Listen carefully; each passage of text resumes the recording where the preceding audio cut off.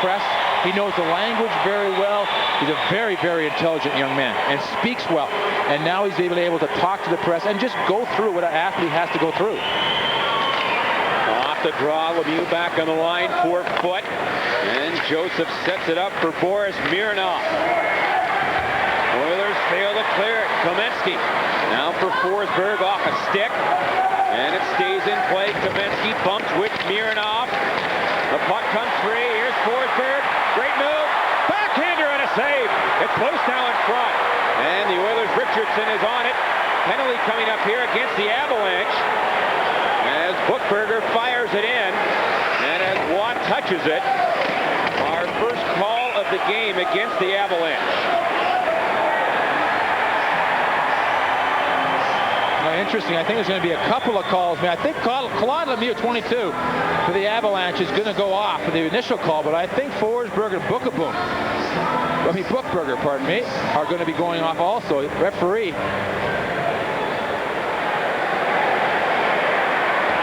No, not Forsberg.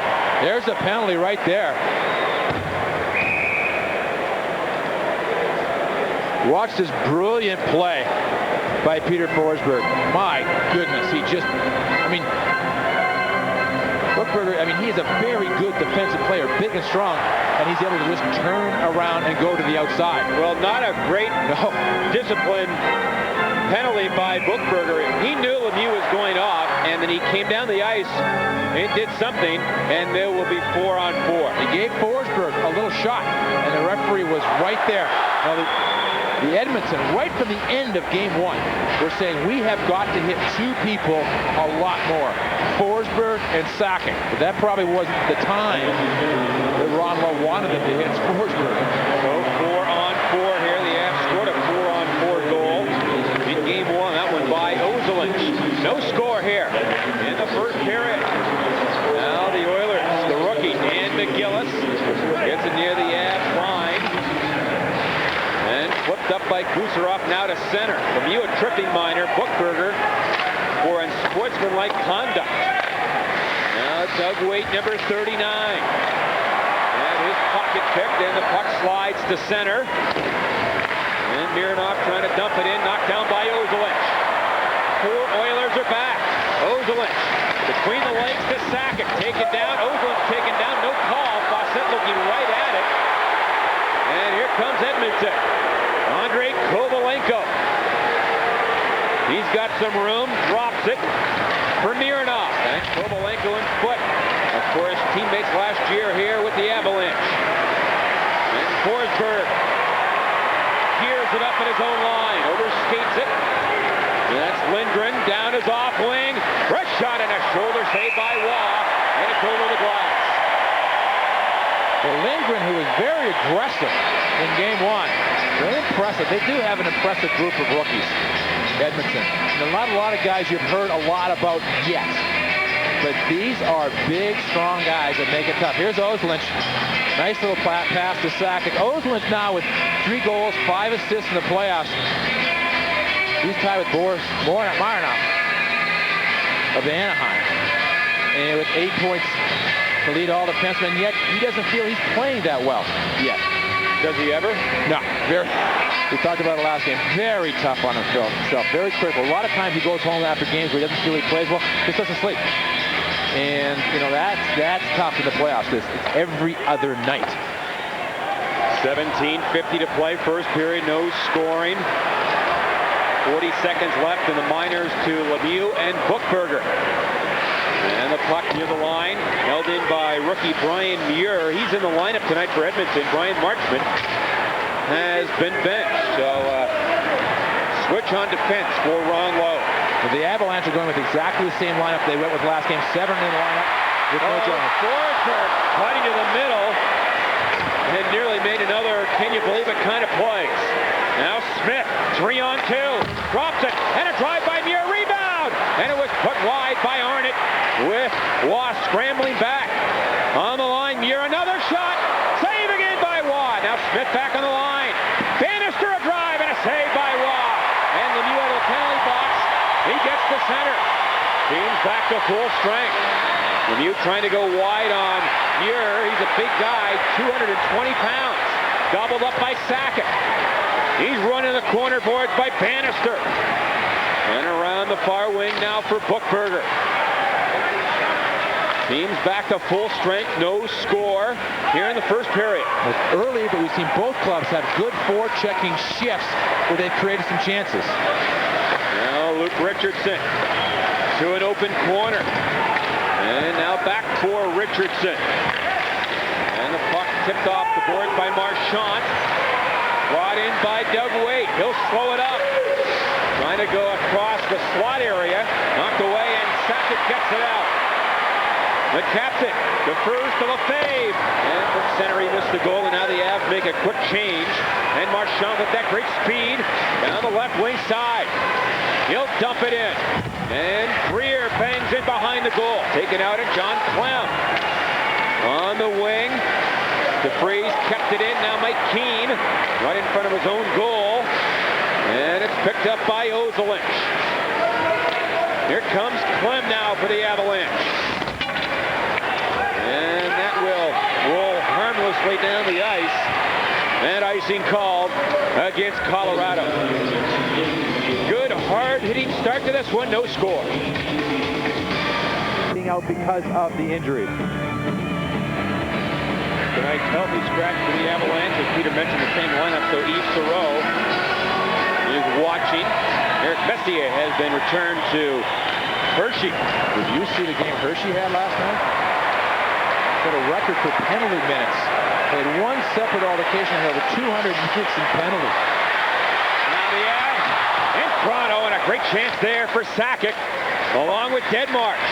Now Deadmarsh down low. Gets some help from Young. Right behind the goal by DeFries. And now the Avalanche do some puck hitting down low. But the puck is shot down the ice. And this will be an icing call. Well, for the Avalanche, the man has been Joe Sakic. John, of the 29 playoff games the Avalanche have played in Colorado, he's had a point in 26. Only 3 games has he not scored in. And I mean, that's the kind of consistency. 19 of the 22 last year, all 7 this year. Leads everybody in points, lead everybody in assists so far in the playoffs. I mean, he really comes to the forefront. And you love to see guys like this that accept the challenge and perform. I mean, it is remarkable how he does it. A year ago, he had a 10-game point scoring streak in the playoffs. Led all players with 18 goals and 34 points. En route to the Conn Smythe Trophy, given to the MVP of the postseason. No score, just past the 5-minute mark in the first period. The Oilers, Arnott tips it now to Buchberger. In for Smith. Catches up to it, a shot, on goal. And Patrick got the legs closed. Peter, you mentioned the Hershey game last night in the American Hockey League. Over 300 minutes in penalties, and both goaltenders got into a fight like the Buffalo game. What is it with all these goaltenders getting in scraps? Well, you know, you have to wonder, did Patrick Waugh is the best goaltender. Everyone considers him the best. Maybe he started the trend with that fight he had in Detroit. So if Patrick does it, then we all got to do it, because that was a great brawl they had in Buffalo last night. Shields and Snow. I think Snow was a little surprised that Shields could throw him the way he could. Joseph had a great fight a couple of years ago against Detroit in the regular season. I think he pounded Osgood. So in hold to get in scraps. Here the Oilers a wraparound try, and Waugh made the save. And it caroms back to center, and now a whistle. And we get a stoppage in play. You know who was in goal last night for Hershey? Not LeBay. He was pulled because Hershey lost the game. The series, by the way, is tied 1-1, and they play tonight. But the goalie who played in DU last year, Willahami, or I'm not even sure how you pronounce his name. I know who you're talking about. I apologize. I know exactly who. I mean, he turned pro, gave up his last year of eligibility to turn pro, and was floating around, was finally signed by the Colorado Avalanche, the Hershey Bears. And he's the one who was involved in the scrap. 14-15 to go here in the first period. No scoring. Now the Oilers break in. Wade and Marchand. To Marchand. A shot. Oh, and a save by Waugh on Marchand. partial break. Had to contend with a bouncing puck. Now back to the line, Mironov a rocket, and that was wide. And tipped to center by Mike Keane. And Mironov, he's got 6 points in these playoffs, but Mironov off for -6. Kovalenko back to Marchand. Oh, and a right skate save by Waugh. And the Avs work it up the middle. Stefan Yell. Joseph had it go off his glove and just wide. And Mironov again. Intercepted by Clem. Now Young with Deadmarsh. Young going wide. In the goal crease area. And out the other side. Oslund trying to hold it in. He can't. And Marchand scoops it on to Kelly. Scoring chances so far favoring the Oilers. But this is a better both team pace than last game. Edmonton seems to have settled down. Their game plan was to be faster. They've done that so far in the first part of this hockey game, the first 7 minutes. Sakic on a 2-on-2 break. Can't get around McGillis. Eric McCaw bangs to the corner. But the Oilers work it up the boards and Steve Kelly. And filtered in deep by Red Murray. This is Aaron Miller now for the Avalanche. The most in the league, as they have mainly scored here at home with those great numbers. They've outscored the opposition 21-2 in their 4 home games, including 11-1 in the first period. Now Muir back of his goal for Edmonton. Brian Muir, his first action of the series. Lemieux, a big hit on Arnott. Now Muir trying to get away, he does. And the Oilers, that's onside they rule. But the Avs get back and break it up. Forsberg, nice pass for Kamensky. He left it, no one was there. And now Smith straddles the center ice red line and fires it in. Dumped around the boards by Kucherov, and it got by Muir with 12 minutes to go in the first period. No score. Shot 7-3 for Edmonton. Here's Smith. Cross corner dump in. Now back to the right wing boards for Adam Foote. Here comes Sakic. Ridden off the puck in the corner by Richardson. And the Swede, Lindgren, on for Tchaikovsky. He had a couple of good chances in game 1. Of course, the only goal was scored by Bookberger. On the giveaway from behind the goal by Waugh. And Deadmarsh rips it off the board. Slowed down a bit here in the last 3 minutes. But John, we talked about the first 10 minutes being such a key for Edmonton. Well, we got 9 minutes gone, and the Avalanche really haven't had that many good scoring opportunities in this game. Tchaikovsky goes along with his center. He's trying to find it, but the Oilers control it. Richardson now to McGillis, and Greer will chop it in.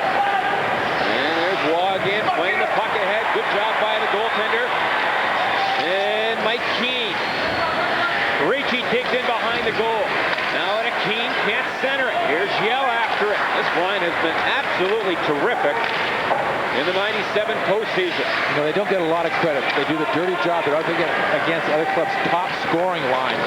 And then, of course, Yell and Keane kill the penalties. Ricci's on the power play. But as a unit, they work so well defensively. Aaron Miller back to the Avalanche. 10:15 to go in the opening period. Now Miller again. Don't forget, Edmonton lost game 1 in their first round series and came back to beat Dallas 4-0 in game 2. So they responded well in their first series. It's exactly what they started talking about the minute the game was over. I thought the Edmonton coaching staff did a real nice job of taking the pressure off of game 1. So they did the same thing against Dallas. And now we're just going to do the same thing in tonight's game. Well, the Avs thought they had gotten to the Blues puck, but it's an icing call. Well, Mark Crawford and just a baby behind the bench. He's almost at the 150 career win Mark County playoffs? Well, he's won a President's Trophy, he's won a Stanley Cup, he's won a Coach of the Year, he's won 5 consecutive playoff series, he's 1 win away from his 150th combined wins. And Mark Crawford, I think one of the things that the Avalanche coaching staff have done well is the afternoon practices in between games. They're at 4 o'clock. Mark meets with the press. They have 3 or 4 players meet with the press. And then usually there's nobody around when practice is over. So the players get to relax. They go for dinner afterwards. And none of the hype that's usually surrounding a Stanley Cup champion in a playoff series. 9:40 to play, first period. Nothing. Joseph. He gave it away to Lemieux. Cycles it back to the goal. Now Forsberg awaits it. Off the board with a nice move. Forsberg toward the goal. And at the last second, the Oilers converge on Forsberg, and Mironov will send it behind. Oh, bad hop off the glass. It came in front. You don't see many bad hops off this new glass. And a rare one nearly cost the Avalanche. Comes Buchberger. Booster off a good job on him. Now Arnott. Now low for Smith. Buchberger grabs the loose change. Left point to Braze, and that high wrister is nowhere near the goal. Buchberger again, and he put it too high, and it goes into the crowd. And Buchberger is upset. Behind on the bench, there's an interesting story. He grew up in Banff, Alberta. He was an Edmonton Oilers fan. He used to go to hockey camps in Banff, and when the Oilers in the preseason would work out in Banff, he was always there. Now, one time in the parking lot, he got run over. He wasn't seriously hurt, but he got hit by Glenn Anderson, the former great Oiler. As I said, he was okay, and now a lot of people who follow the Oilers say he has the same crash and bash style that Glenn Anderson had back upstairs. Just a continuation of that story. Glenn Anderson took him to the hospital. And when Ryan Smith asked me to remember, Glenn didn't quite remember the situation. Made the kid's life. As far as, here's Glenn Anderson, the stars, driving me to the hospital. And last year they were teammates for a while as Anderson tried to make a comeback with the Oilers. No score here in the first period. 8:20 to play. Joseph. To the corner. Lacroix was there for the Avs. Lacroix, Sakic, and Deadmarsh up front here. Penalty coming up. I think Lacroix got a high stick. It's against Edmonton. Sakic stops. Right on goal. Joseph turned it away. Roy is off for the extra man. As soon as the Oilers get the puck, play will be whistled down. That's why Roy is gone. As the Avalanche on this delayed penalty. Deadmarsh for Lemieux. Great feed into Forsberg. Can't make a play in tight. Now back on the line. Wrist shot on goal by Foot. And a save by Joseph. I'll tell you, the Avalanche had a couple of great chances on that delayed call. You know, it's getting to the point now where you can't take your eyes off Forsberg. He just does something special every time he gets the puck. He was the guy coming off the bench to be the extra attacker for Patrick Roy. He goes in behind the net, and then he just sort of waited for everybody to set up, and off he took. He moves the puck up the ice to Deadmarsh, and then he creates his own scoring chance. The penalty right here, Lacroix really had an outstanding game 1 against the Oilers. He had a goal, he had an assist. It was his first ever playoff goal. It was the first game of a hockey game, first goal of a hockey game. Mark Crawford said he was the real spark plug for his hockey club in that opening game. It's always great to see a guy hit a long scoreless drought. Bonnie broke that and also got his first ever playoff goal. Elbowing to McGillis, and the Avs get the game's first power play. They were 1 for 4 in game 1 in the 97 playoffs. 13 power play goals. They're over 26%. But again, in the playoffs, I really think it's more than numbers. 13 in only 7 games. Almost 2 a game they're averaging, which makes it so tough. As clubs look at that and they go, man, we can't be that aggressive. You got to keep the sticks down. You can't get nasty. Because if you do, you know you're going to get burned. 30 gone in the power play. Ozelynch or Sakic. Joseph missed it back there. Forsberg stops it, makes a nice play. Great feed to Sakic. Slap shot! And that may have hit the goal post. Kamensky back in the point. Ozelynch a drive. And that was wide. Another penalty called here against Edmonton. Forsberg for Ozelynch. The Avalanche should give it up now and let Edmonton get it, because then we'll have longer on the 5-on-3, but Ricci walks in. And the shot and a save by Joseph. Play continues. Centered by Ricci. And now the Oilers touch it. And the Avalanche, thanks to a slashing minor, are going to get a 5-on-3 for 51 seconds. The mind of a hockey team is always so important. Young Edmonton club, they're trying to be more aggressive. They've gotten through that important first 10 minutes, John. The Avalanche, this is the first time by this point in the hockey game, at home, the Avalanche haven't been ahead at least 2-0. So now all of a sudden Edmonton has got that. They're starting to control things as far as their emotions and the flow. But we got a situation now where a 5-on-3 power play for 51 seconds, and all of a sudden if they score, Bannister's got his head down. They know we can't do certain things against the Avalanche. So this is a real key point in the game. Here's the shot. You're right. I think Sakic's shot broke off the net. There's good hard play. Claude Lemieux standing right in front of the net. So a 5-on-3 for 51 seconds. 6:30 to play in the first period. No scoring so far. As Mironov kills some time. And he'll scoop it in behind the Avs goal. Ozolinsh and Sakic back on the points up front. Forsberg, Young, and Deadmarch. Here comes Sakic. Good feed into Young. He'll walk in. He scores! A power play goal!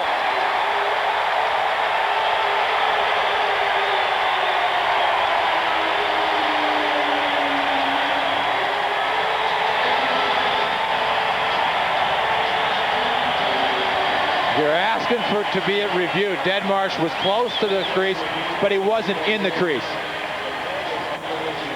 Now you're going to watch again the blue. We've already seen 2 in this series. Right side of your screen, Deadmarch, no, not even close. But they'll find out right off the bat. Boom, it's in, and then Deadmarch, I don't think he ever did get in the blue. But, John, they're going upstairs on almost every goal now.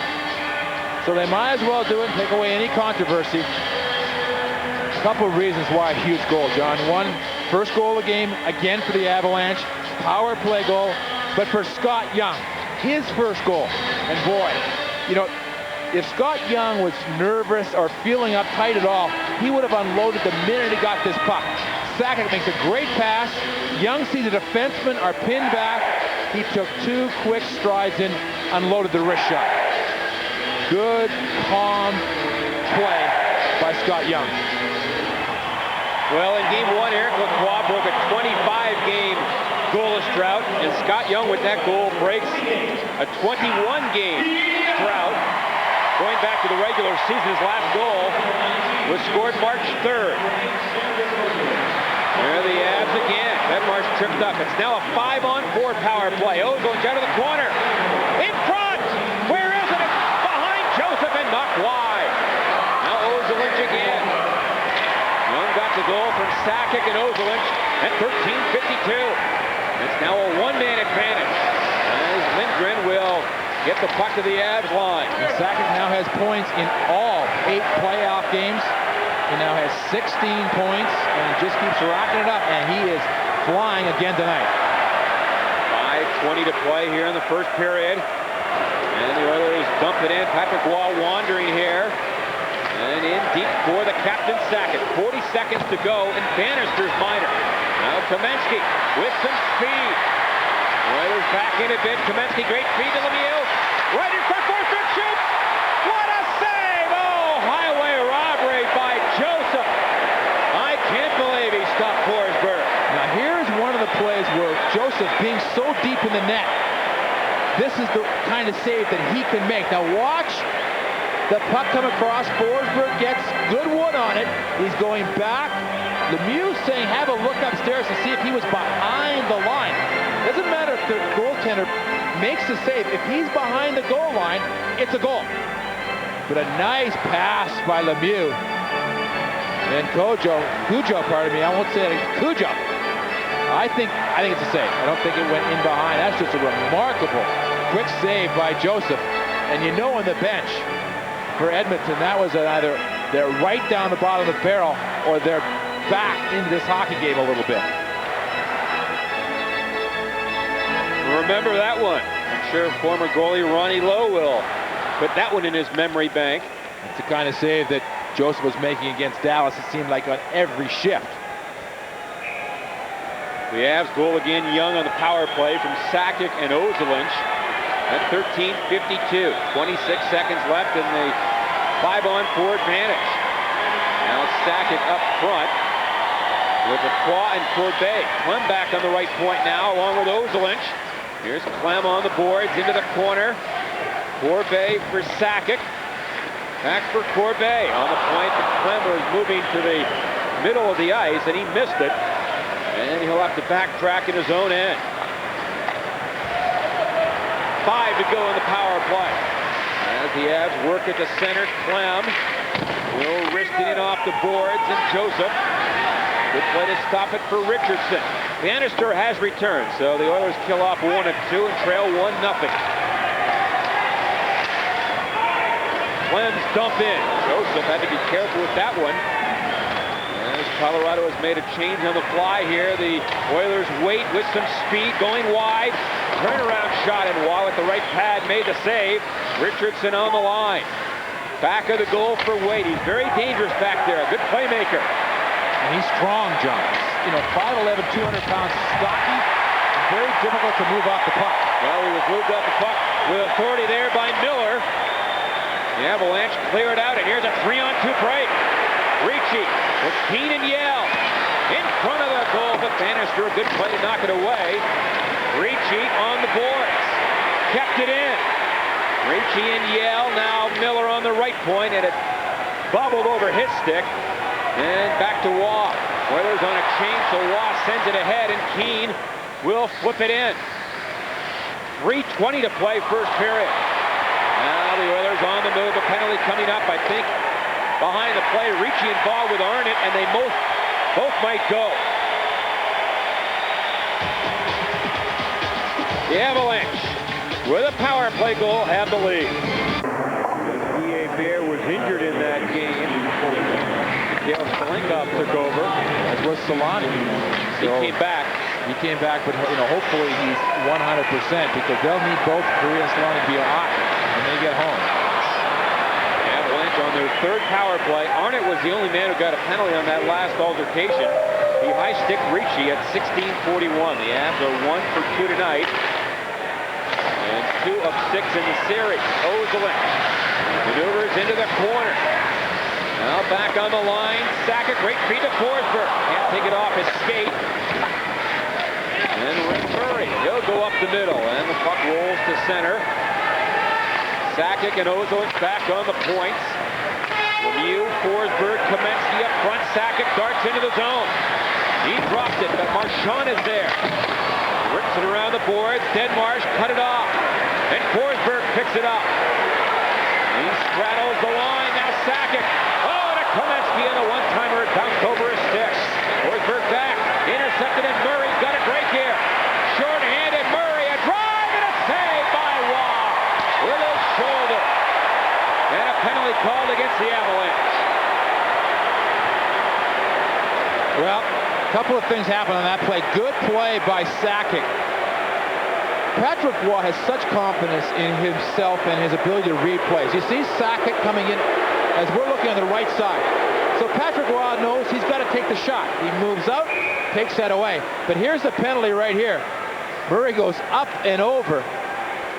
He had taken the shot, the puck went in the corner. I'm sure it's going to be interference as Murray was just trying to get after the rebound in the corner. But John, here's a look at that play earlier.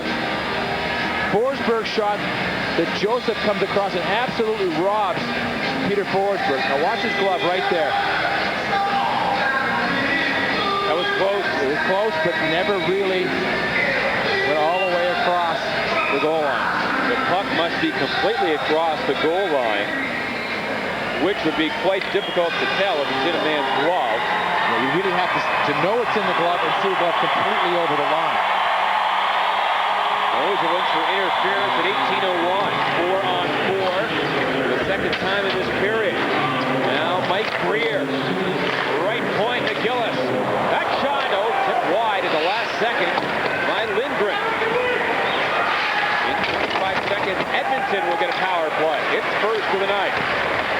to the corner with Greer. Greer looking for an open man, and a wrist shot is nowhere near the net. It's Stefan Yell grabs it. The Avs up 1-0 on a power play goal by Scott Young. 5 seconds. Here's a pass by Denmarsh, and a skate of Yell. Gets turned around now for Denmarsh. Beats one guy, but near and off with the poke check. And Kovalenko the other way, trying to send Arnott in. And Waugh will take no chances, and he'll cover. One of the reasons that Patrick Waugh, you might see him freeze the puck a little more often than normal. The Avalanche did a real nice job on faceoffs last game. So again, these are things that go, believe me, into Patrick Waugh's game plan. We're good on faceoffs. I may be able to freeze the puck a little more often.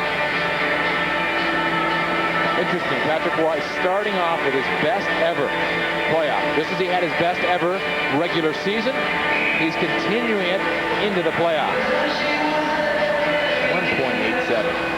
Not going to lose a lot of games when your goaltender's hanging around that 1.87 mark. Not when your team scores 34 goals in 8 games, counting tonight. That's about 5 a night. And they're starting to get a real dominance here in Colorado in the playoffs. Carry on from last year where they gave it to Florida the first couple of games. They beat Detroit the last time they played here in Game 6. So they've now won 7 in a row here at home. And pretty convincing. A minute to go, first period. 1-0 for the Avalanche. Now the Oilers in the power play. They were 0 for 4 in Game 1. And stripped from behind by Mike Keane. Edmonton 6 of 38 in the playoffs, just under 16%. Again, the Avalanche have killed off 30 of 31 in postseason play. And 21 straight here at home. 30 seconds to go in the period. Now Smith on the far boards, controlled by the Oilers. Kovalenko doesn't shoot it. Now for Smith, back for Kovalenko. On the point for Doug Weight. Left wing side, Mironov a shot, and that was blocked by Foot. 10 to go in the period. Edmonton has to hurry now in the second period. The Oilers dump it in. Foot going back. The Oilers power play has expired, so another kill, and Timestar will donate $50 to the Colorado Special Olympics. Forsberg, great feed into Kamensky. Stop, looks for an open man. Right, poked away by Bookberger, and Adam Foote circles at his own line. Off the boards, Richardson let it go for Boris Mironov. Now Bookberger, their captain. Got it backhanded in front, no one was home. Forsberg and Arnott to the board. Forsberg lost his helmet, and the puck is grabbed by Gusarov. Here's a 2-on-2. The Russians, Gusarov and Kamensky. Great move by Kamensky, but he can't get a shot. Still has it. Now a pass in front. Mike Keane trying to get turned around. Back for Kamensky off his stick. And the Oilers get to the red line, and Smith floats it in. Both teams make some quick changes here. Ricci tips it to the Edmonton line. Kovalenko back. Didn't clear it away. Ricci, who's had a strong start in this game, too. Now Keane on the boards. Up muscles his man for Ricci. Down low. Yell walks in front. Saved by Joseph, and the net is loose. And a whistle from the referee, Mark Fossett. John, this is a great example. We've seen some goals called back that are really tough to see called back. We saw Lemieux's called back. We saw Montes. Thomas's today scored for the Devils when he just had his foot slightly in the crease. But watch the action in around the goaltenders. Bang. I mean, the league is trying to do something to save the goaltenders' lives. As the league gets bigger, it's getting faster, and the players are coming into the crease with more and more regularity. When you land wrong on Joseph, he's in big trouble. Peter, just to elaborate a bit more on the importance of the first goal. During the regular season, when the Avalanche scored first, the record was 37-5-4.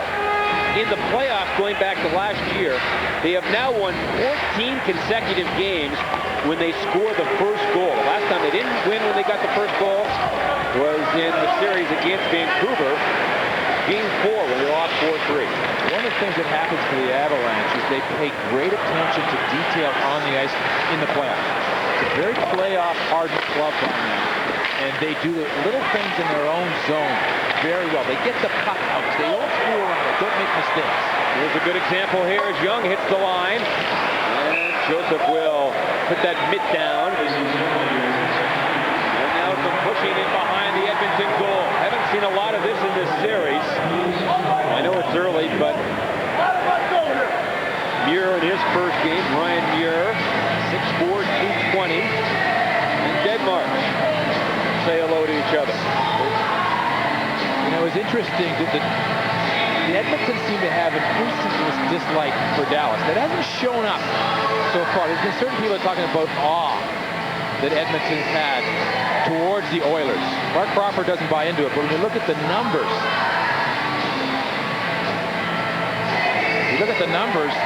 you can see that 8-0-1 in the last 9 games, outscoring them 45-19. That's basically 5-2 every game that they played home and away. So, you know, Edmonton's going to have to find something jump pretty quickly. Someone's going to have to make the play. Someone's going to have to get things going for them to start believing if they have a chance to beat the Colorado Avalanche. Our only goal tonight by Scott Young in the first period at 13:52, assisted by Sakic and Ozolin. Here come the Oilers. Smith, a shot and a glove save by Waugh. He saw it all the way. Now Smith trying to center, but Forsberg was in the right spot. Kept in by Richardson. For Smith, but there's Forsberg again, and he will clear it down the ice. Off an Oiler player, so there's no icing. Haven't had a shot so far in this second period, and we're really 3 minutes in. That's the attention to detail we're talking about with the Avalanche. If things aren't going well offensively, they don't get greedy and force things to start making stupid plays that get other clubs a quick goal, an easy goal, and back into the game.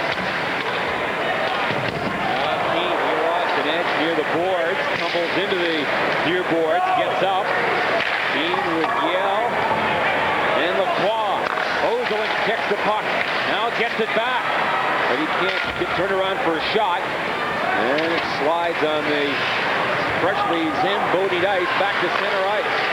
Now Sakic into the zone to Corbeil, has some room, slap shot, oh, and that one just hit wide by inches. Cujo may have gotten a piece of it, and the Oilers get it out. Here's Eric Lacroix. In off the far board, Corbeil tips it for Sakic. Trying to make a move on DeFries. And they do some pushing. Sakic now gets the puck. Centers one. Lacroix tried a shovel shot, and that was blocked by McGillis. Edmonton wanting to clear it here. Pressure. Corbeil a hit, and held in by the Avs. Joseph trying to clear it himself. And they finally do get it out to center. Ozolin's back now for the captain, Sakic. 3-on-3 into the zone. Good feed to Corbeil, a shot. And that was wide. Ozolin, oh, great move here. Backhander, and that was blocked by DeFries. That was how he scored a nice goal in game 1 in the backhand. Now it's steal by the Oilers. Doug Weight on a breakaway. He scores! And it's 1-1 as Doug Weight scores. After the Avalanche had some pressure, and it's a new game. Well, Doug Weight had the best opportunity one-on-one with Patrick Waugh in game 1, but he was standing still. Here, Weight, who is a better passer than goal scorer, but in close is very good, breaks by. The Avalanche had some good pressure, and this is a complete breakaway as he cuts in on Waugh. And Patrick, he just watched Patrick Waugh's reaction. He thought he'd read this perfectly and had the glove saved. But it's in behind him now. Suddenly, John, it's tied. The first time, the Avalanche have been tied this late into the game. And Edmonton, has got to feel that they're very much in this contest. Well, Doug Weight, who did not have a shot in the first period, gets the goal to make it 1-1, unassisted at 4:19. His first of the series, third of the playoffs. And the puck near the line, kept in by Weight. Andrei Kovalenko back on the point now for Muir. Stuffs one to the corner, Marchand back for Muir. Fresh shot, and that hit a shin pad in front of it wide. And Aaron Miller trying to work it out. He'll whip one high down the ice, and this should be an icing call it is against the Avalanche. So a break in the action as things heat up here in Denver. Wade has a great number of chances against Patrick Roy. We just have to bury the puck. And obviously, close to midway in the second period, they're in good shape in game 2. Back upstairs we go to John and Peter. According to the Avalanche stats people, Edmonton had 15 chances in game 1. The Avalanche had 18. So they were the more opportunistic team in the first game. 1-1 here. Shot by Lindgren, and that missed the goal. Now Tchaikovsky for Greer, back in front for Lindgren. To the corner again to Greer, back to Lindgren, a shot, and Watt made the right pad save, and the puck is taken by Sakic. In a 1-1 game, 4-on-3. Sakic will dump it in, and Marsh lets it go for Ozilek, and that shot was wide. And Mariusz Tchaikovsky, the ex-Boston Bruin. It should be an icing call, but Waugh will play it. Edmonton caught in a line change, a 3-on-2 break. Denmark now to the corner for Lemieux. They battle in deep. And Edmonton comes up with the puck and a long feed down the far wing. Smith to the middle. A drive on goal. Oh, and a good save there on DeVries by Patrick Waugh. And this game opens up a bit here. They're starting to put some big hits on Peter Forsberg. And the Chicago series, it wasn't Forsberg didn't take them. He started to react, and he really started going after them. He wants to stay within himself. Here's a 3-on-2 led by Forsberg. To Kamensky. In front. Rebound, they score! Lemieux, I think, and the Avalanche go back on top. Well, Kamensky's shot seemed to be going wide. It went into Buchberger and Lemieux, who were standing off to Joseph's left. And then all of a sudden the puck bounced away and in behind Joseph. And the Avalanche, be it Lemieux or Forsberg, get the crowd back into it and take some of the pressure off of the 1-1 game. Now watch as we're looking here at the left side of the screen. The shot goes up, it bounces. I think they hit right off the rear end of Buchberger. I think it's going to be Kamensky's goal. There's Joseph saying, you know, things are tough enough for me in this building. I don't need that kind of goal. So the Avalanche go back in front 2-1. Well, they give the goal to Lemieux. It's 7th of the playoffs. Kamensky and Forsberg will get the assist on the goal. Peter, seconds after he says the Oilers are taking the body on Forsberg, he has a 3-on-2. Yeah, and he does a good job. So, you know, Peter learned a lot in that last series, as he's going to continue to do, because when you're the focal point of a team's checkers, you've got to play within yourself and not let them get to you and stop playing your game. It's 2-1 the goal. Lemieux from Kamensky and Forsberg. Kept in by Corbet. Down the near boards, the quad trying to get it. And the puck is lifted high. That's when he gets creative. The puck goes across. Seemed to hit Buchberger, you know, in the back or in the rear end. Now watch the puck come across, hit Buchberger, and then just fall. You see Joseph going, no, not there. Yes, there. 2-1 Avalanche. Lemieux from Kamensky and Forsberg. 6:39 the time. And it came about 2.5 minutes after Wade had tied the game. You know, in the first round series against Dallas, the Stars, known as a real good down-low team, not a fancy team, they get a lot of rebound goals, but they scored quite a few goals off the rush against Ron Lowe's team. And the Avalanche, as I said, had 2 in game 1 off the rush and another one here tonight. Well, the hardest thing in all of hockey, and I believe this firmly, is to be a rookie defenseman in the National Hockey League and learn how to read plays, because these guys are so creative. Now, that wasn't exactly a play right out of the textbook, that bouncing off a player's rear end. You know, that's just the way it goes. But the Avalanche, Edmonton has 3 rookie defensemen. They've got a bunch of rookies up front who may not know exactly where to go at the right time. So they're going to be susceptible to that. But they keep coming back at you. into the zone, and Oilers player Marchand, he can't get off. Play goes on. Now they drag him into the box, literally. Play continues. The Avalanche leading by 1 here. Sharp angle shot and a body saved by on Tchaikovsky. By the way, they have now changed that goal from Lemieux to Kamensky. It will be his 6th from Gusarov and Forsberg. So it did not hit Claude Lemieux. And that is well into the crowd. So Kamensky gets the goal, his first of the series. Remember, he had 5 in the last 2 games against Chicago. I mean, he just seemed to, it was like he turned on a switch against Chicago. He was playing all right, and then all of a sudden he just went bang. Games 5 and 6. I mean, every time he touched the puck, something exciting was happening. Marchand, of course, the hero in Game 7 for his overtime goal. He's coming up the ice right here. Looks like you got the elbow in the side of the head. Here they're trying to help him up. That's why he wasn't moving. I'm not sure he knows if he's here or back in Dallas. Right in the old schnoz. So the goal, Kamensky from Gusarov and Forsberg at 6:39. And he'll go off for repairs. Healthy but not in the lineup tonight for Edmonton.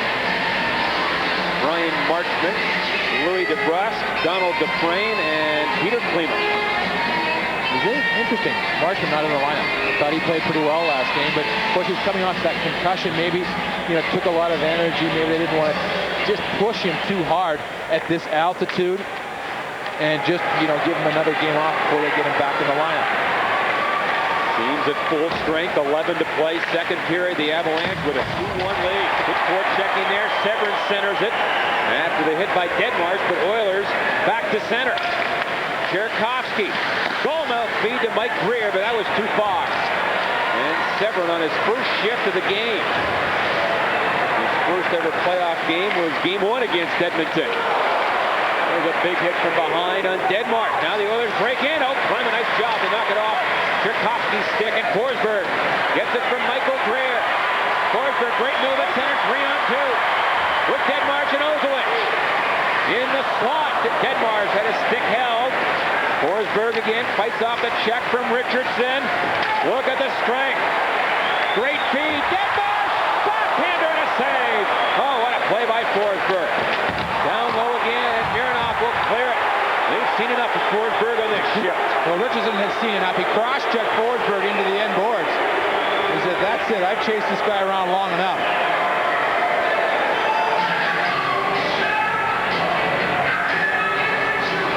It's absolute brilliance. It's strength, it's speed. He knows where to put the puck so the players can't get at it. He shields the puck well. And then he throws these little passes into areas that you can't make it through, and all of a sudden it just like arrives. You think there's no way. It just is absolutely remarkable to watch. It's remarkable that the Oilers gave him so much room in Game 1. Peter Forsberg now in the last 6 first games of a series going back to last year. In those 6 games, 6 goals and 5 assists. You'd think going into a series you'd watch him. But again, I don't think people still yet believe how good this kid is. I think there's still this idea that, if we put somebody on him, they can shadow him. One guy cannot do it. I firmly believe you have to be probably 215 pounds if you're going to play the body on Peter Forsberg. Anything less than that, you might as well just play the puck, because he's going to knock you on your rear end. Here's Lacroix for Young. You're going back to rookie. The Avalanche up by 1 midway through this second game. Kept in, Gusarov, a drive on goal and a save by Joseph. And we get a stoppage in play. Now here's a number that we showed you earlier in the season about, right off the bat. But you look at Sakic and Forsberg, their careers, which includes all of the playoff games, all of the regular season games that they played, coming into the night, John, they even went so far as to miss 17 games each this season. So The number's 243 to 235. That's 478 points in those 179 games. That's about 2.8, 2.7 points per game that you're facing. Almost a goal per game between these two guys. So, and John, I guess it's that incredible question when you're dealing with the Avalanche. Who do you cover? You put your ace, defensive group on Forsberg or Sakic. Sakic's shown you in the playoffs he now has 50 points in the last two playoff years. Or do you go with Forsberg? Choose your poison. That's exactly right, because if you don't, I mean, no matter what you do, the other guy is going to kill you. Young and Kamensky have scored for the Avalanche. Doug Weight has replied for Edmonton. Miller now behind the goal. Lemieux put it in front. And Dannerson is the only man there. Behind the play, Muir's involved. The penalty coming up here. Lemieux and Muir entangled way behind the play. And it might be the Oiler player. How many times have we seen Lemieux do this? Well, you know, John, the thing about it is he's so incredibly strong, Lemieux. I mean, Muir, as you mentioned earlier, big guy, 220 pounds. But Lemieux is able to just keep working and working. So he's never pinned. You can't just, if you're just pinned and not going anywhere, the referee's not going to make a call because you're just pinned. But if you're moving and almost out of the zone and almost out of the guy's reach, and he keeps tugging and tugging at you, that's when they're going to make the call. Well, Ron Lowe talked about it before Game 2. We got to get more physical. Both clubs during the regular season had a ton of power play chances. And then in the playoffs, it's continued. And remember last series, obviously, against Chicago, the Avalanche just beat them to a pulp. The power play, 12 power play goals, fifth highest in the history of the 7-game series. They only played 6 games. But getting physical and punching a guy in the back of the head like Muir did, two different things. And the Avalanche go back on the power play. 1 for 3 tonight. They lead 2-1. A goal here would be a big boost for the Avs. A 2-goal lead and demoralizing for Edmonton, which a few minutes ago was even in this game. Lemieux into the zone. Gets some help in there. The puck picked up. Now centered. Forsberg has to chase it down on the boards. He'll set it up on this power play. Forsberg up front with Lemieux and Kamensky. To Kamensky. In front. They score! Lemieux through the penalty and gets the goal.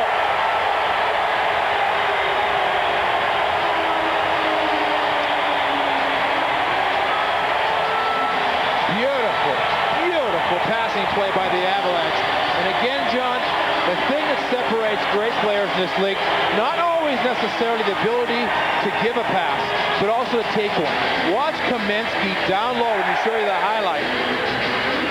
Take the puck off his skate, move the puck forward. Here's Forsberg's pass, that's Kamensky. He stops it, moves it forward, and then just chips the pass across to Lemieux, who's in his favorite spot, right in front of the net. And now Forsberg and Sakic have been in all 3 goals in tonight's game. Kamensky now has a goal and an assist. There's the Avalanche, a 5-on-3 power play goal, a regular power play goal, and an even strength goal. Edmonton was back, but the Avalanche have retaken the momentum. Huge goal there. His 7th of the playoffs. 17 games, and he's had 2 goals called back. And 2 goals that were legitimate goals, but under the rules were, almost like technicalities why they were called off. And with 7 goals, he leads all playoff scores in the National Hockey League. That moves him into 14th place all time. 64 playoff goals. He's nowhere near the top 100 career goals overall. But he's number 14, tied with Croft and Smith. I mean, and Vaughn, Corn White.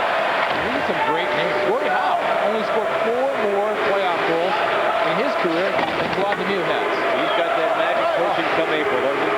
His eyes just get huge, and he just got a great story, if we get some time, about why it happened, why this playoff seemed to be inbred into his play. It's a 3-1 Avalanche lead, a 2-on-2 break. Yale will dump it in. And the puck near the boards. Last year, 19 playoff games. Claude had 5 goals and 12 points. Pretty good year. And don't forget, 2 years ago was the MVP with the Devils. He had 13 goals that year, and plus Czech Neely and Yager and Lindros. I mean, it was absolutely magnificent in a defensive role. Something we haven't seen him do that often for Mark Crawford's club. So a 3-1 Avalanche lead. The goal again, Lemieux from Kamensky and Forsberg. At 11:35. Oh, team nearly had a break there as Mironov barely got it back. Now in for Smith. Awaits it back to the goal now for Buchberger. 6.5 to play in the second. Buchberger toward the goal, and Waugh made the save, no problem. Smith back to the corner. And then Buchberger hooked down Forsberg. The referee looked right at it. They center one. Oh, they nearly hit Tenard. I've known players who have said, no, I don't want Trainer A sharpening my skates. I like the way Trainer B does it. They are picky. You take it to the extremes. Paul Coffey sharpens his own skates because he wanted to make sure they're absolutely perfect. As does Eddie Belfour of the San Jose Sharks. You know, we've talked about Mike Keane going off getting his skate sharpened by the great Rob McLean. And he's, you know, look at these 3 guys. You know, you talk about your superstars, but you need your trench guys to be solid. They have to know their role. And these guys have been even or plus every single game. So what they're doing is they're playing well, but they're also giving the star players. If star players play well, then the Avalanche win. And that's all that matters. These guys working hard, knowing their role, doing the little things that open up the play for Forsberg and Sakic's line. Here's a shot by Foot. That's stopped in front by Richardson. Outlet feed for Buchberger. He scored the lone Edmonton goal in Game 1. Wade has the lone Oilers goal in Game 2. And a penalty coming up here against the Avalanche. I think Foot perhaps a roughing minor, and he says, well, I was hit first, and he may be cut near the right eye.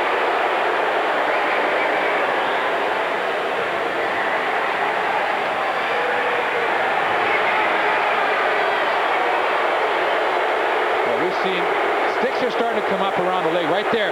That's why he's upset. Smith's stick got him right in the kisser. You look right here, Smith. Well, they have had a great battle already. You go and talk about 2 guys that are going to really respect but absolutely hate each other. When this is over, Smith and Foot. That handshake at the end of the series, you know, it doesn't matter who wins. It's going to be one of those, way to go, big guy, great series. It'll be bang, see ya, I hate you. Smith's only 21, but Foot said he's a confident young man, and he knew he'd go against him night after night. That was a great example of their battles. Had him with a bit of a facial, sending him to the box for 2 minutes. Oilers 0 for 1 in the game, and 0 for 5 in this series as the Avs break it up. And that'll be offside as it came outside the zone and brought back in. Ryan Smith's brother, we heard a good story about Ryan Smith earlier, a youngster, but we've got a young brother that plays with Orlando in the International Hockey League, and he nearly lost an eye, Peter, has come back to play, has 30% vision in the eye, and is playing with the Solar Bears, but obviously dangerous situation. Yeah, legally blind in most states, which makes him ineligible to play in the National Hockey League because of the eye, but he can play in the International Hockey League and continue his career. Former pick of the Hartford Whalers. Kevin is his name, Kevin Smith. Good, you know, good, strong forward. First thing he did, phoned his brother and said, put on the visor, which Ryan has not done at this point. Hard to believe, isn't it? Yeah. Your own brother. Telling you know, saying, listen, it's scary and it's over in a hurry in those situations. Edmonton on a power play, down 3-1. McGillis blocked by Keane. Fed around the boards by Clamp, kept in by Smith. Now the Oilers set it up on the near wing. McGillis back of the goal for Smith. Now McGillis again. Wrist shot and a body save by Waugh. The rebound taken by Keane and slapped down the ice. 4.5 left to play, second period. The Avalanche lead by 2. Now Stefan Yell nearly sent Sakic in alone. 45 to go in the man advantage, and that's called back at an offside. Well, it's always interesting to watch the Avalanche between games. You know, they were here yesterday, forward about 4:35, 4:40 practicing, and you know, then Mark Crawford leaves. And you'd think there'd just be an exodus after Crawford leaves because they got a game the next night. These guys, I mean, they enjoy themselves. It's 5 minutes before the first guy. They did another 5 minutes. They end up spending about an hour and 10 minutes on the ice just horsing around, taking shots, reflecting, little games that they play. They come in the dressing room, they hang around for a while more. Very close club that enjoys just the interaction on and off the ice. A rather risky play going up the middle. Barely got it by Arnott.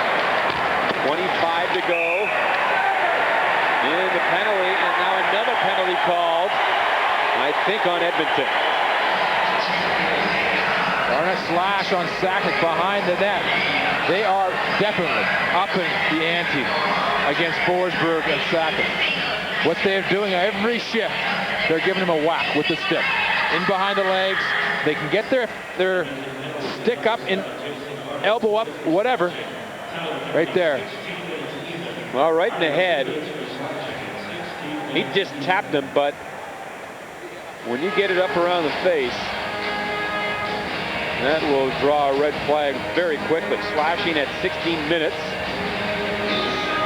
Yeah, it's always so interesting for me to watch Joe Sakic play. I mean, we talked about it last game, this lack of fear that he has. When you go back to his roots, in British Columbia, then moving to the Prairies, Saskatchewan, playing junior hockey there. First year in junior, the 4 players were killed on his team on the bus, and he was left with a club that, you know, really depleted of real star players.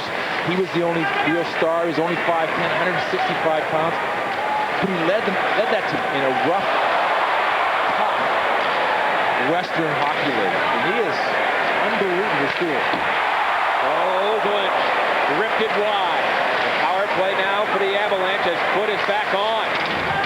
There's Oakland's shot blocked, and Marchand with the blazing speed, wrister, and a blocker save, and rat-a-tat-tat by Watt. Here they come again. Sakic with 1:20 to go in the power play. Yeah, leading 3-1. Sakic fires one, and he just missed the top corner there. Joseph was going down. Now back on the line. Sanders Ozolich makes a move, trying to go through the legs. Gets it to Sakic, back on the line for Komensky. This is Sakic again. Lemieux goes to the front. Sakic with some time to Ozolich. The shot hit Lemieux in the back of the leg, and it was loose for a second and fired down the ice. And Ross pass intercepted. But the Avs get it back, and here they come. 3-on-1. Lemieux into Young, and he can't tip it in. Now Ricci back to Ozolich. In behind the goal, Fuhr is there. He gives it right back to Ricci. On this power play for Young. Fires it! And Joseph went down and made the pass save. So the corner again to Ricci. Taken out by DeVries and a punch. And another penalty. And another after-the-fact kind of minor penalty call. Well, they're trying to play tough. They're just getting themselves trapped in situations where the referee is right there looking at it.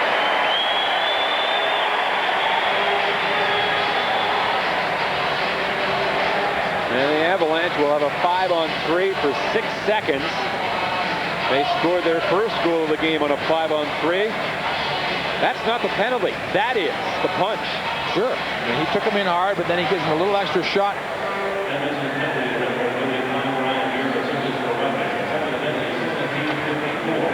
Fuhr goes off. And you're not going to crawl back into this hockey game taking those kind of penalties, because the Avalanche have been so good on the power play, but you're also wasting 2 minutes of time when you're trying to get your game plan into effect.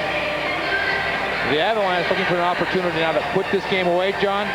3-1 now, power play goal 4-1. The young team Edmonton, all the energy is be sucked right out of them. So this is a key power play in this hockey game. Edmonton needs to kill it to stay alive.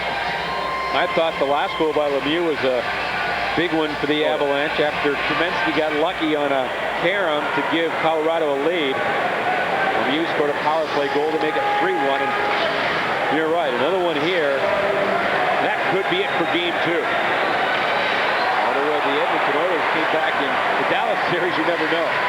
Forsberg weaves some magic in alone, and he just missed on the far side. He went through everybody and feathered it just wide of the post.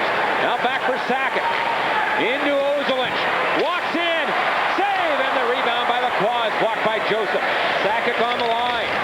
Does a great job to keep it in now to Deadmarsh. 2-on-1 down low for Ozolinsh. And Joseph poked it away, and here come the Oilers now. Short-handed, Doug Weight walks in. Across to the slot to Marchand. Look it out. And the Avalanche have a 4-on-3 the other way. Sakic to Forsberg. And the high shot is over the head of Joseph. But he was going short side shell, Forsberg. And Edmonton will clear it. Under a minute to go in the power play. A minute left here in the period. The Avalanche with a 3-1 lead. Now Alexei Gusarov. Up on the far wing. And Foot will wrist it in. Joseph going to the backhand. And this play is onside, a breakaway for Buchberger. Saved by Waugh. He tried to do Doug Weight's move, go through the legs. And Waugh will have none of that. He did Joseph a great job, an absolutely perfect lob pass. Buchberger was in behind. Now Ricci's in the clear. Oh, and a save by Joseph as the Avalanche come right back and have a great chance by Ricci. Great action in this hockey game. Both of these clubs showing their speed. Well, at the one end, Patrick Waugh, who's only allowed the 2 goals so far. Perfect lob pass. Buchberger stays onside by cutting to the middle. And Patrick, we've seen him improve over this season on breakaways. But Kamensky right there puts in Ricci. Joseph coming out to make the save. Talking to Mike Ricci yesterday, he said the best part about the playoffs this year is completely healthy. He's got the nicks and bruises, but he doesn't have anything that should keep him out of games. So much more fun just to play the game. We are in the last 15 seconds of the second period. The Avalanche on the power play for another 5 seconds. Lefebvre, Corey Young can't get to it. And hammered down the ice. Baseball every 5th day at this point. Yeah, I hope so. You know, I've worked hard for it, and you know, things are going good. We're playing good as a team right now. There's a lot of chemistry there, so hopefully we can keep the thing rolling. Hey, Roger, thanks for spending a few minutes. Go enjoy the rest of the game. No problem. Thanks. All right, you got it. That's Roger Bailey, and a quick shameless plug. Our first Rockies game on Fox Sports, June 7th. Back across ice to John and Peter. Drew, there's nothing ever shameless about you. Thank you very much, and congratulations to Roger and the Rockies who had a big win. Today they're off to a great start in '97. Yeah, I mean, they've been very exciting. And again, it's just all part of what makes it fun around here. I mean, the ballpark is such a great place to go to. I mean, it's just incredible how they put that thing together. And it's just, you know, it's just fun to see the teams getting together and enjoying each other. Look at the last 8 home games for the Avalanche. They're 8-0. Outscore the opposition 40-7. Not a lot more than 1 goal at home in the last 7 games. I'd say that's domination, wouldn't you, John? As close to perfection as you can get. You know, that's one thing about Mark Crawford's hockey play. They are prepared. Their preparation for the game. They didn't skate that long yesterday, but there were meetings on every single aspect of the game. Power play meeting, penalty killing. They're short and sweet meetings, but they go over very specific things that they want to get changed, what they want to do for the next game. And anything that they didn't do well, they always go over. Teams at full strength here in the third period. The Avalanche with a 3-1 lead. Lemieux with some speed, and he was pulled down, and that's another penalty drawn by Lemieux. He has been tremendous I think without a doubt playing his best hockey in an Avalanche uniform. Yeah, last year in the playoffs, Claude Lemieux was good. But this year, he's the way he was 2 years ago when he won the Conn Smythe. Watch this. Arnott thinks he's got him lined up right here. Bang. But watch Lemieux, one arm. Knocks the stick around his body. And I guarantee you, Arnott thought, when he put the stick on Lemieux, I got him slowed down enough, I'm going to ride him into the corner. But Lemieux was able to jack the stick up over his head and cut in on net. Arnott has been held shotless in this game, had 2 shots in game 1. So they've held the Peter Forsberg of the Oilers in check. Yeah, exactly. That's a very good example of Peter Forsberg of the Oilers. In other words, he's got to be a big producer. 18 shots on goal so far in the playoffs, only 1 goal. And you've got to get, because he's their big man, and they go to him.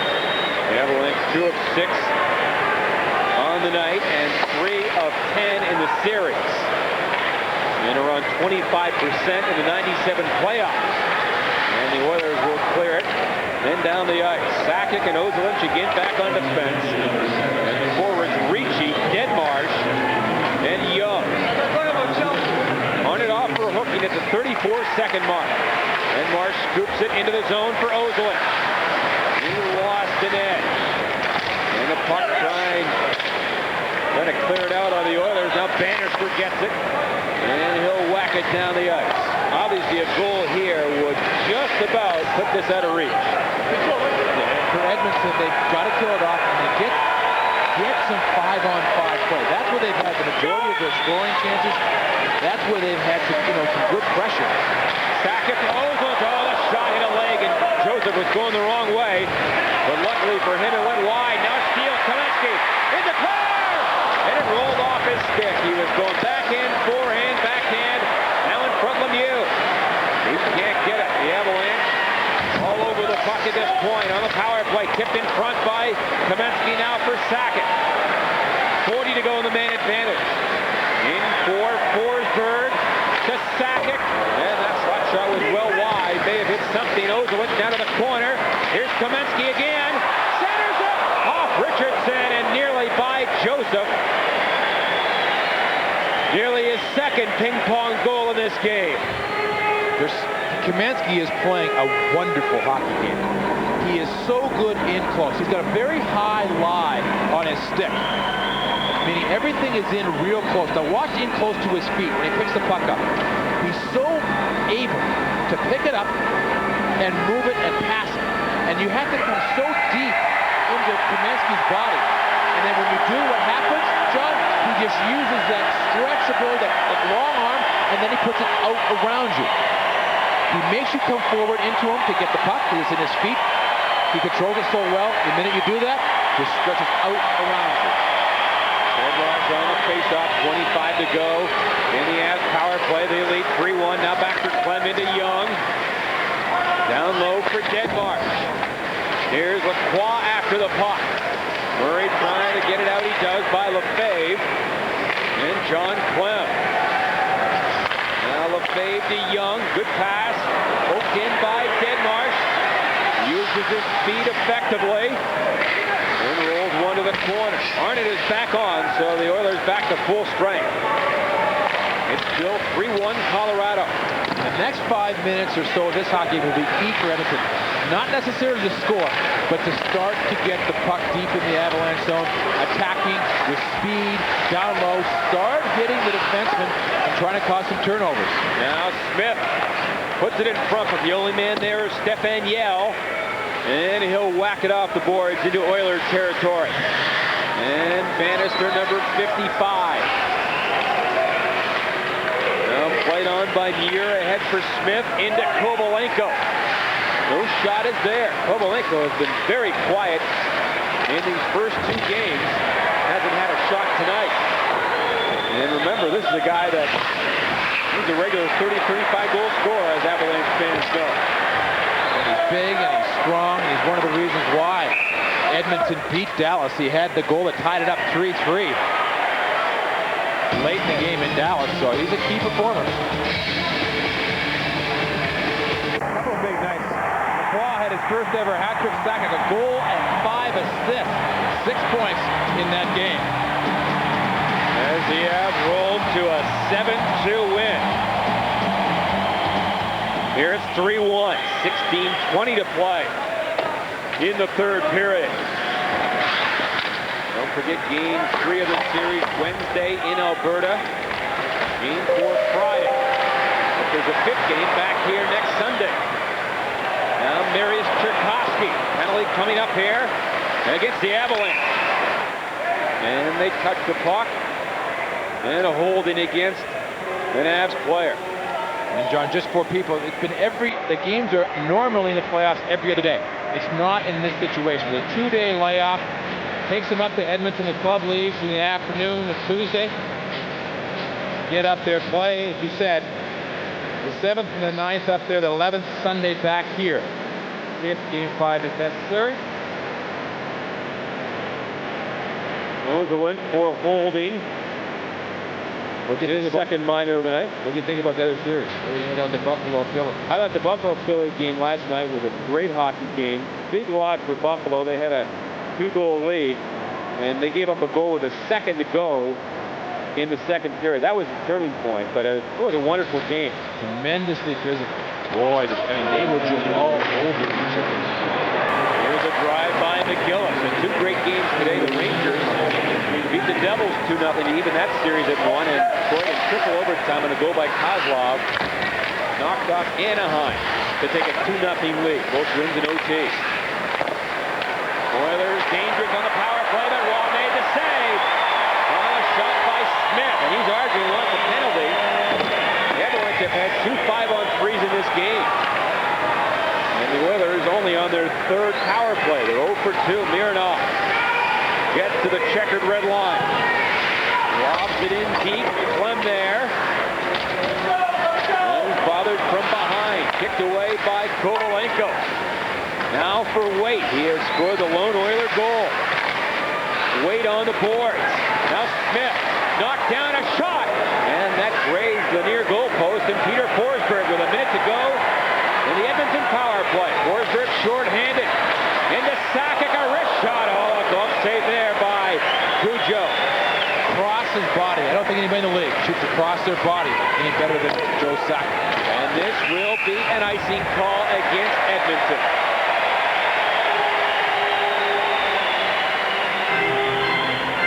We know how the Avalanche play. Stepan Yell, who's been, he was terrific last game.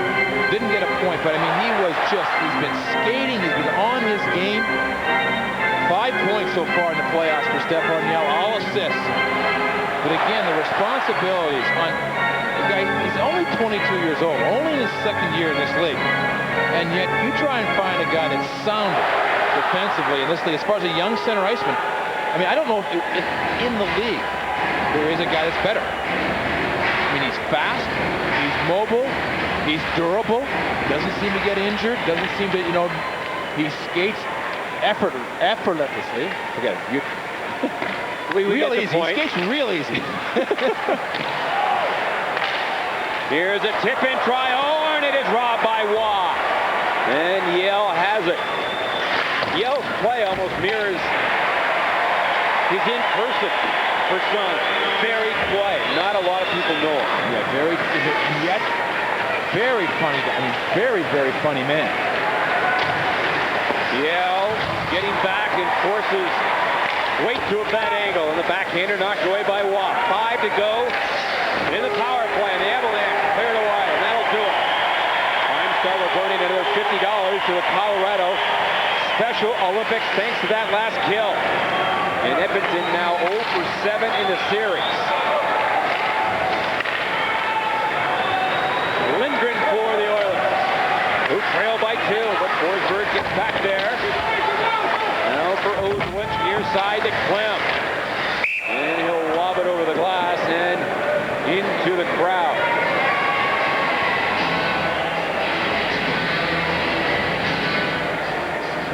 I'm just commenting on that Ranger-Devils series. Is the hype going to pick up now?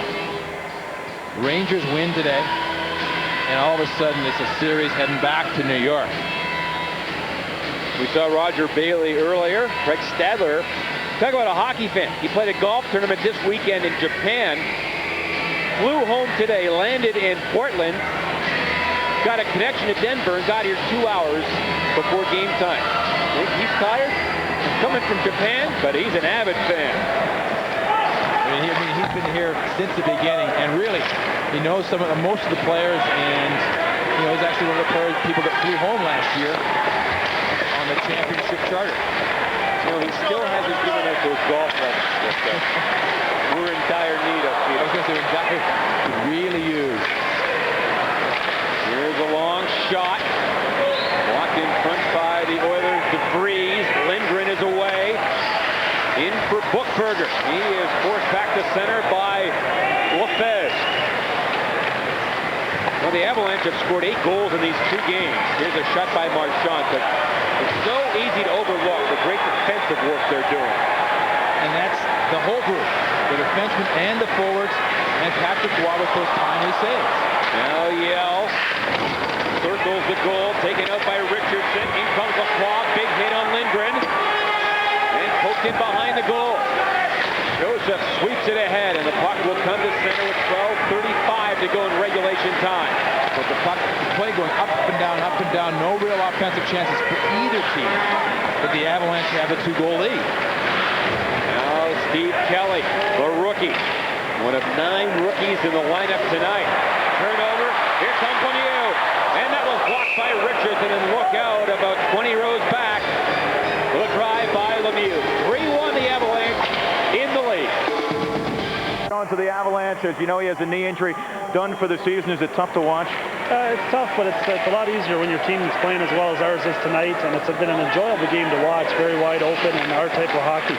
I've been talking to you a little bit. You're pretty upbeat and looking forward to next year, I imagine. Yeah, that's the only way you can go through it. I think it's an unfortunate thing, but life goes on, and our team has a lot of games left to win here, and I'm just going to be here to support in any way I can. There's only one good thing that's come out of this injury. Keith's getting married this summer, and he won't have to dance.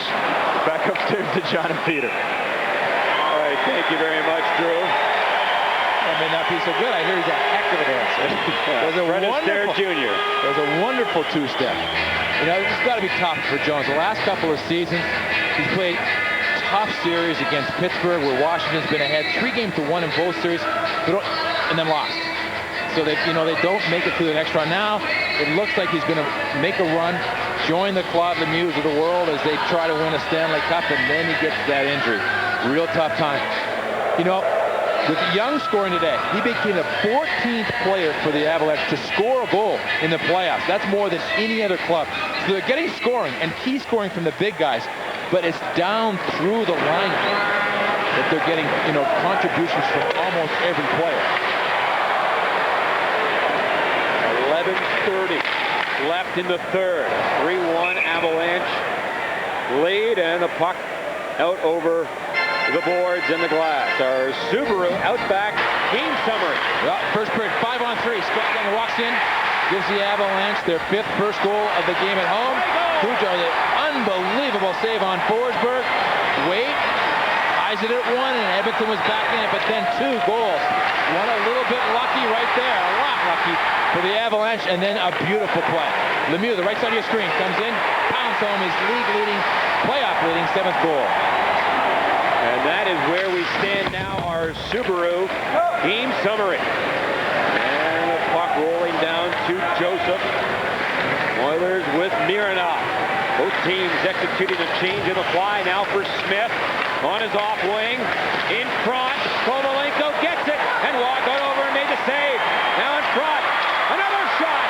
And Waugh made the save on that with his left pad. And the Fs start back. 3-on-2. Ditmarsh in. Young trying to follow up, but Kovalenko is there to break it up, and Adam Foote backpedaling for Alexei Gusarov. Out of center, Mironov for the Oilers to Buchberger. Here's Waugh sending the puck off the glass. The shots tonight, 30-19, favoring Edmonton. The Avalanche Friday night had outshot the opposition in 6 of 7 playoff games. And the puck rolls to the corner. Yale back to the goal. Oh, great play by Corbet. He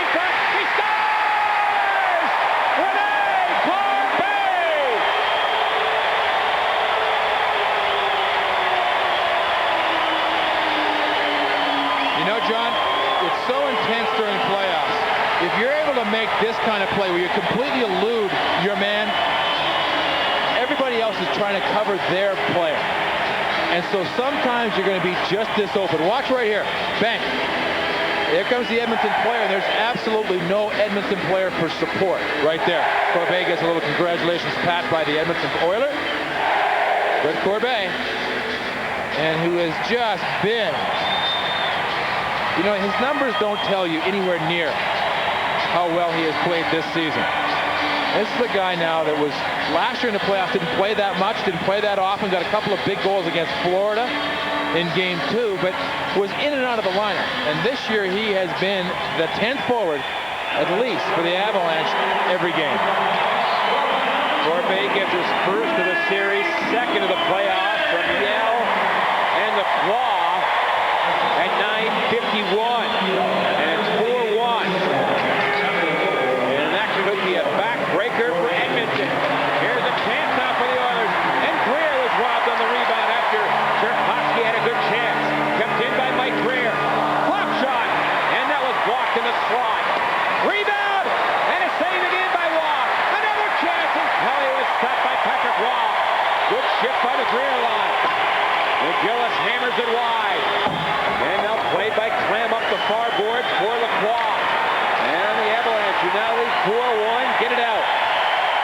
But Edmonton, they're not going to give up. They're thinking back to that 3-goal comeback they had against Dallas, and they're fueling off that. And also, they got to keep working in this game. But the Avalanche, I mean, they're playing so well positionally. The line shifts are sharp. Everything.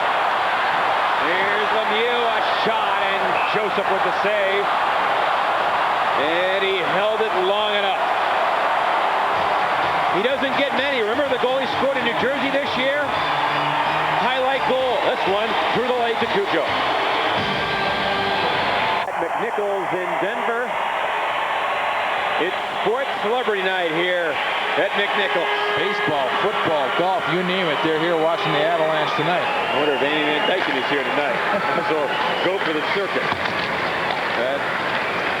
Last goal by Corbett from Yell and the Claw at 9:51. The Claw now with 3 points in this series. 3 points in his last 2 games. Yell, another assist. 6 so far in the playoffs. Corbett, the little contributions are turning into big factors in these hockey games. Checking downstairs, Drew Goodman. Speaking of little contributions, Rene Corbett, as you guys just talked about, picked up his 2nd goal of the playoffs. The Avalanche lead the NHL in the playoffs with 12 different players having scored a goal. That's a testimony to depth, maybe the biggest illustration of their depth. Back upstairs. And John, you look at the shots right now. Interesting, 34, as you mentioned, 34-21 for Edmonton. And in the playoffs so far, the Avs have been averaging 36.4 shots, and Edmonton has been allowing 36 shots a game. So Edmonton's doing a better job defensively, but they're making mistakes that the Avalanche are just jumping on, and that's what kills a team. You can play a good hockey game, and you know the chances can look even, and everything can look the same, but the Avalanche don't need as many scoring chances. And Patrick Waugh's back there playing great hockey. Pretty good combination. And it's working. I mean, they get the power play going, they get the penalty killing going, specialty teams are awesome. So really, it's tough right now to try to figure out some way to beat these guys. Ryan Smith. He was held up back of the goal. Bookberger filters it back on the point for Luke Richardson. Now Smith, he's taking a tumble from Adam Foote. They've had a constant battle. There's Bookberger, tries to center, but there's Adam Foote with the puck. And not just with the puck, he steps out between the guys with as much poise as you want. And he's supposed to be the top guy on the team, not known for his defensive play. Now Marchand with some nifty work here. Wrist shot, and that was just wide. Oilers try to center it. But again, Peter Forsberg back deep in his own zone. He was ripped down and centered by Marchand, and Forsberg can't believe there was no call. 7:20 to play. 4-1 the Avs in the lead here. En route to taking a 2-0 lead. And of course, the Oilers in the first round series, scored 3 goals in a 4-minute span to win a game. Forsberg, great move, backhander, tipped away. And Forsberg runs the Oiler player back of the net. Forsberg didn't even want to shoot that puck. All he wanted to do was make a pass.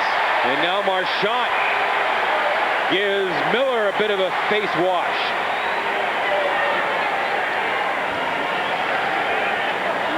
Again, the ugliness has not been a part of this game because the Avalanche have got their power play going, and Edmonton's got to respect it.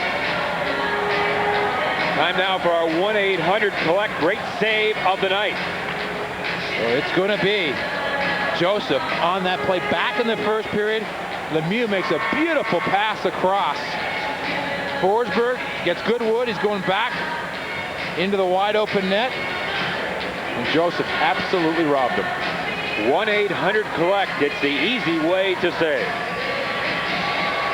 He hasn't scored 9 goals in 2 games against Joseph. He's let in a couple of questionable goals, but at the same time, Peter, he's made 7, 8, 9 remarkable saves. The questionable ones have been on wraparounds. Lacroix game 1, Corbet game 2. They come out to his right. The left side of the net as we're looking, but to the right, he's tucked behind. They both slip through his legs. Marchand and Miller get Ruffy minors. At 13-13, so 4 on 4. With 6:50 to play. Ozelich now for John Clem. Well, the Oilers came off that first round series full of confidence. The young team with 9 rookies upsetting the Stars, who had 104 points. You have to say their confidence is shaken now. At least you would think. Not that they're giving up by any means, but a different situation. But John, you mentioned it, and it's a very good point. The last game, the 2 days off, might favor Edmonton a little bit. Time to get home, time to get themselves, recentered and get themselves focused on, not being in awe of this team. Oh, Arnie had a great chance. That was his best scoring chance of the series. He did not have a shot in the first 2 periods of this game and had a point-blank attempt there, and Waugh got the right leg down. It was so funny last game, the press conference after the game. The 3 big stars for the Avalanche, Sakic, Forsberg, and Waugh, were in the press tent that they had downstairs. And they're asking Forsberg about the play that he made in the first period to Lemieux, and Lemieux scored the goal for the game winner. Peter couldn't remember it. And Peter couldn't remember it. He said, it's sort of a long time. Patrick just took over. He said, gentlemen, that was 3 hours ago. How do you expect him to remember that? Next question. It was great. Big brother covering up for little brother. Just taking care of the man. Nets off the moorings. Earlier this year, remember that overtime game, Peter? The Avs tied the game with a second to go on a goal by Sakic. That came on a power play, and Ryan Smith took a penalty on the play, and apparently the referee that night, Don Koharski, was fined $1,000 for calling the penalty on Smith on that particular night. That's something new in the NHL in the last few years. Officials, if they make a big-time mistake, are paying for it. Well, I think that's something that the referees wouldn't even mind. I mean, so that everybody knows that, because it's a tough enough job, and everyone always criticizes, but everyone knows they're being policed. I think it only speaks well for their integrity, and knowing that, if we do make mistakes, we have to pay too. Just like players may sit out games, maybe, that you can't be fined for a bad play in the National Hockey League. They can't take $20, if you lose a face-off. I would have lost a lot of money, I'll tell you. If the series goes to 5, it will be back here Sunday, Mother's Day. 5 o'clock start on Fox Sports Rocky Mountain. 5 o'clock pregame and 5:30 with the game. That's next Sunday, Game 5. Here come the Avalanche, leading here 4-1. Yell gains the line. Now beats a man. Really centered the puck for Young, but Joseph gets it with 37 seconds to go in the minors to Miller and Marchand. John, I don't remember seeing Stephon Yell carry the puck as much as he has in the playoffs. I mean, that was an end-to-end rush. He took a little pass from Gusarov in the corner, right by the dot. And he skated all the way up, made a nice move across the blue line. When they didn't come right at him, he cut in and had to get sort of pulled down. Otherwise, he was going to walk in. 162 pounds they have in the press guy is a little deceptive, too. This guy he goes 185, 190 now. I mean, he's much bigger than that. Former New Jersey Devil farmhand. He's at a couple of camps, John, but didn't get a sniff. Did not get a sniff with the Devils. And the Devils are a pretty good judge of talent. Especially defensive players. Yes, exactly. So it's very surprising. That was one of those trades people don't talk a lot about. Been a steal to the Avalanche. Here comes Lefebvre, a shot. And a blocker save by Joseph. Now Forsberg back to Lefebvre again. Lets it go, and that was off a blade in front and wide. And it's back to center. 5:10 to play in regulation time. The Avalanche with a 3-goal lead. And Forsberg, who has a couple of assists in the game. Goals from Young, Kamensky, Lemieux, and Corbet. Doug Wade has scored the lone Edmonton goal. Here's a shot by Murray, gets his own rebound, and a backhander is caught by Waugh.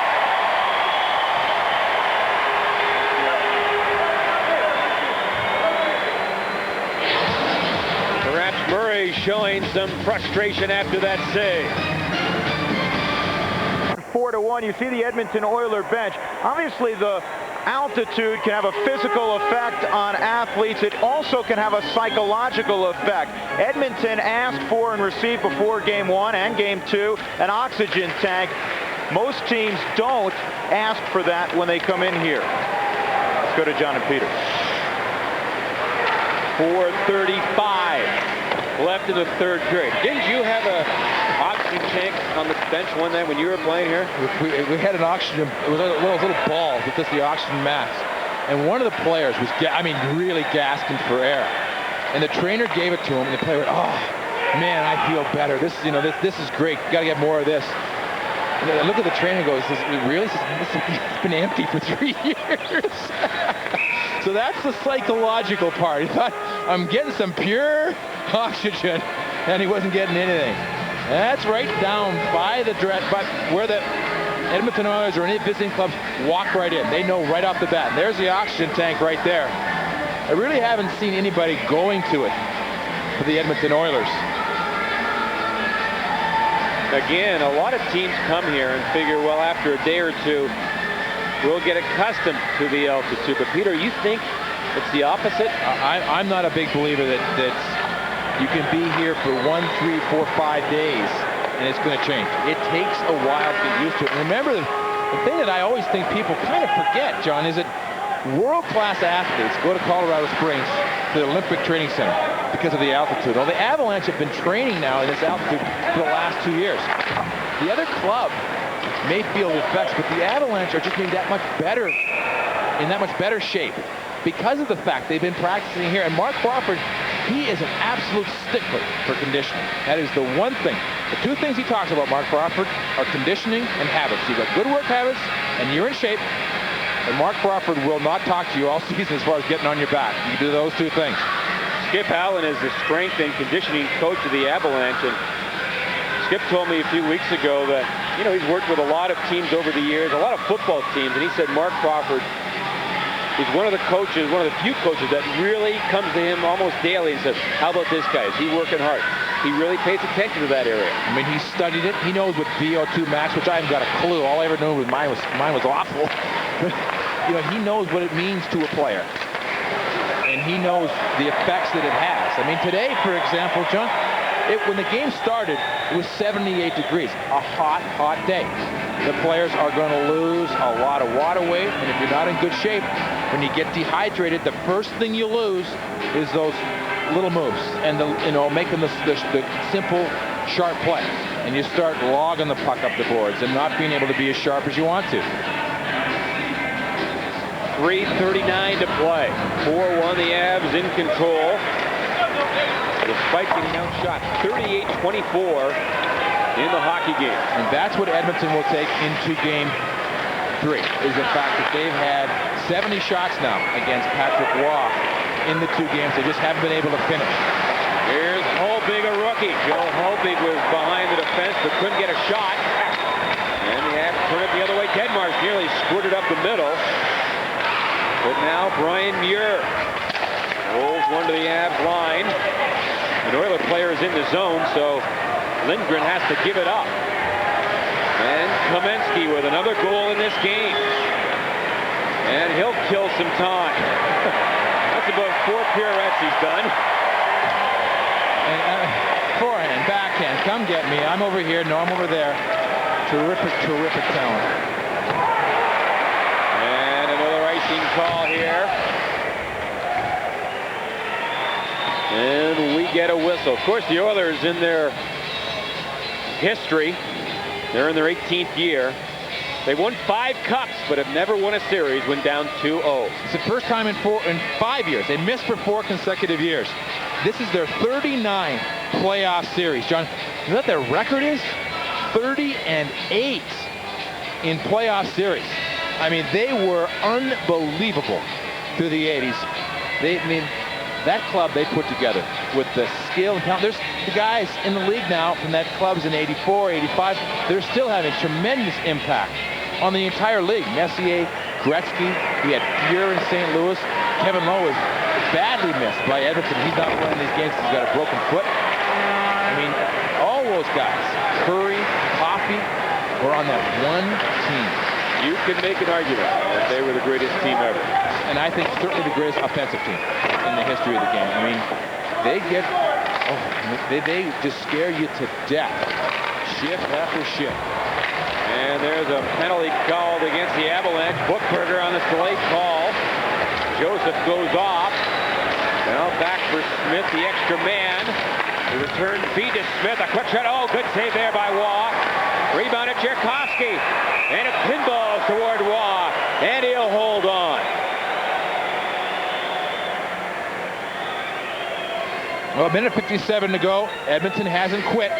You don't expect a young team like that to do it. But again, Patrick Waugh, who came into this series 5-2 in the playoffs, looking for his 92nd playoff victory.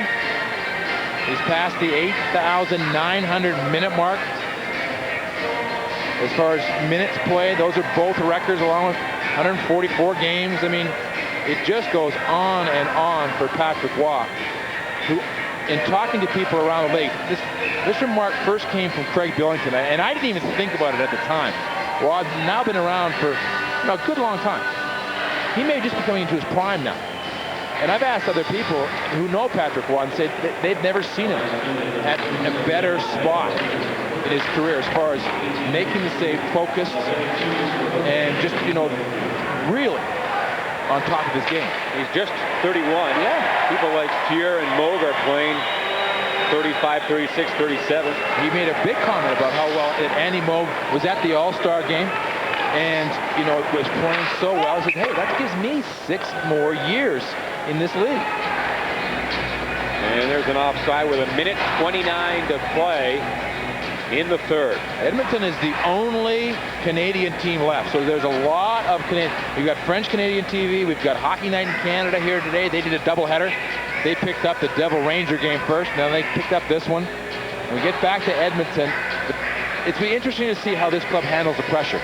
Edmonton. There's going to be a lot of buildup over the course of the next 2 games. If they lose game 3, they know they're done. They have to win game 3. Young club, a lot of media, a lot of attention on their play. It'll be very interesting to see how they handle a couple of days off, practice, and game 3, especially early game 3. And reports are that the local Edmonton media was very critical of the Oilers' play in game 1. Which in a way is a bit unfair of a young team like this, but that's life. Yeah, that's really unfair after the series that they had against Dallas. You've got to know you're going to come out a little flat in game 1 of the next series.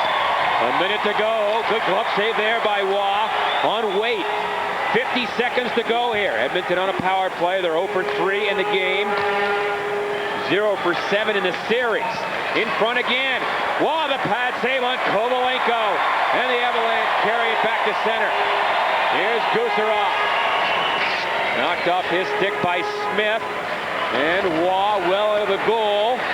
He'll get some help from Gusarov, and he'll clear it up the wing, but not out. Wait with it. Here comes Wait with 20 seconds to play. Oilers not moving on the power play. Wait into the corner to Smith. Now for Wait. And he fanned on it in Denmark. With 10 to go, makes a nice move. Now another move. Here he comes. And he dove and couldn't get a shot. And that is going to do it. The game is over. And Mike Keane gets involved after the whistle. But the Avalanche have won 4-1 and lead it 2-zip in the best-of-7 affair. Well, they won 5-1 and 4-1. Lemieux had goals in both games. He had the game winner in the last game. Tonight it's Kamensky who gets the game winner as the Forsberg line continues to lead the way for the Avalanche.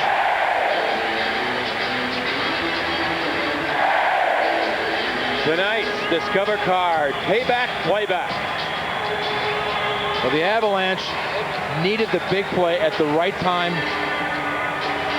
And here's going to be the power play goal. This is just as pretty a goal as you're going to see. Kamensky takes it off his foot, and Lemieux driving towards the net. And when he's on fire, he seems to be able to get by himself and doesn't waste any time. That was a big one. That made it 3-1 and seemed to put Edmonton away in this hockey game. Well, in round one, the Avalanche won the first 2 games on home ice and then let the Hawks back in the series before winning in 6. They've done the same here in round 2. A 2-0 lead with a 4-1 win. Edmonton had 21 shots in the third period and 43 in the game. Yeah, they Young and Eric Lacroix. So Joe Sakic most likely will play between Kamensky and Lemieux. Underway here in Game 4. The Avalanche lead the series 2-1, and Lemieux clears the center ice. Boris Mironov in for Buchberger, now for Smith.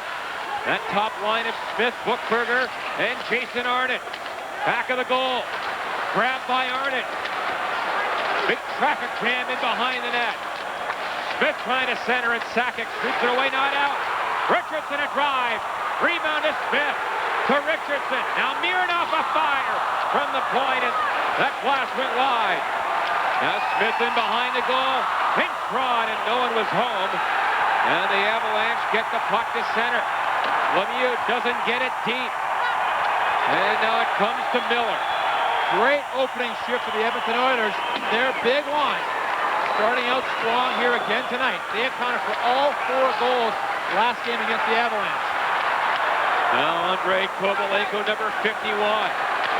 Goalless so far in this series. In on Waugh. And a good pass to center to Ricci now for Keane. It's Ricci, Keane, and John Clem up front. We expected Clem to play some forward tonight. Edmonton puts it in front.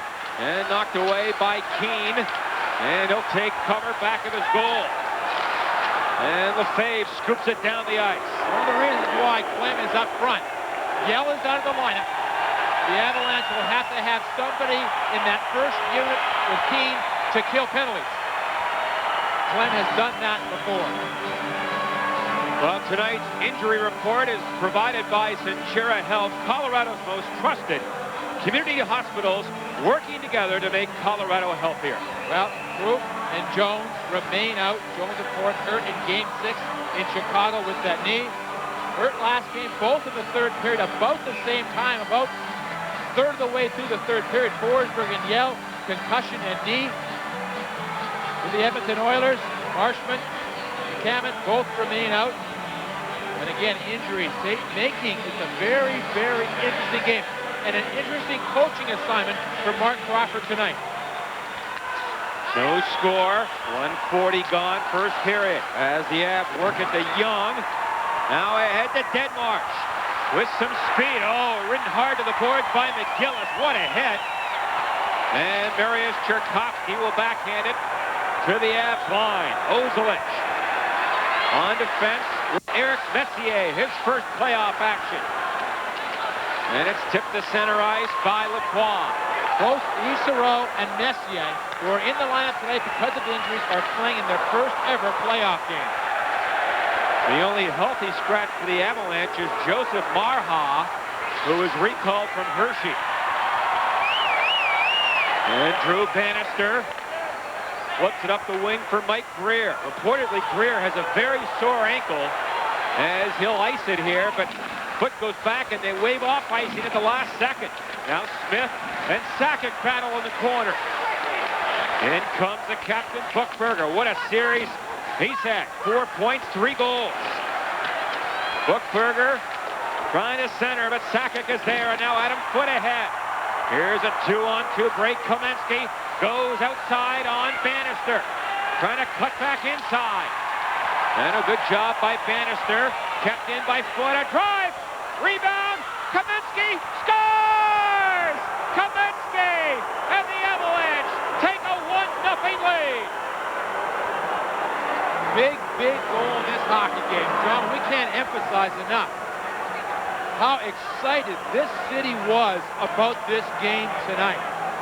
People are talking about the atmosphere around this game being greater than any game that they've had, including some of the Stanley Cups that they've won. And they won 5 from 1984 to 1990.